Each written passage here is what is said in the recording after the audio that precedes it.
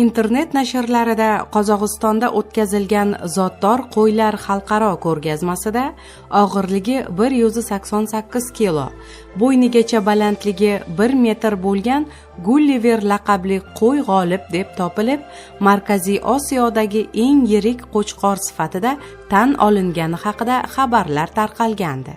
Namangan shahrining go'zal dahasi Mehnatobod mahallasida istiqomat qiluvchi Latifjon Mirzaboyev Daryo muxbiri Azizbek Abdullayev bilan bog'lanib, uyida boqayotgan qo'ylari qirg'izistonlik rekordchidan kam emasligini bildirdi. Latifjon akani yo'qlab uylariga o'tdik. Quralarida 20 ga yaqin zotdor qo'y boqilayotgan ekan. Ulardan chamalab eng yirik 4 tasini tanlab oldik. Tarozi va metr o'lchagich keltirildi. Qo'ylardan biri 178 kilogramm, keyingisi 169, uchinchisi 156 kilo chiqdi.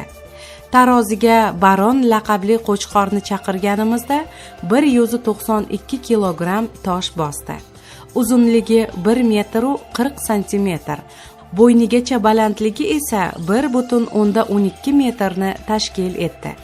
Latifjon aka qirg'iz hisor zotli bu jonivor kuzda 3 yoshga to'lishi, hali yana vazn olishini aytdi. Bu qo'ylarim orasida rekordchisi emas.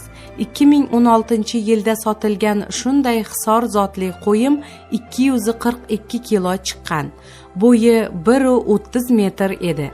2018-yilda sotilgan golland zotli buqamiz esa O'zbekistonda rekord qo'ydi-yu.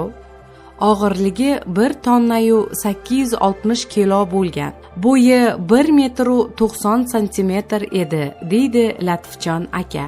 Latifjon akadan bunday zotdor chorvani parvarishlash sirlarini so'radik. Avvalo chorvaga mehr kerak. Rahmatli otamiz uyingda moling bo'lmasa ham qoziqda arqoning bo'lsin derdilar. Qolaversa yemishiga e'tibor beramiz. Aslo po'choq berilmaydi. Faqat toza beda makka yeydi. Muntazam vet shifokor ko'rigidan o'tkaziladi. Har hafta cho'miltiriladi. Har oyda juni olinadi. Qur'ani ko'ring, hatto ventilyatorgacha bor, deydi Latifjon Mirzaboyev.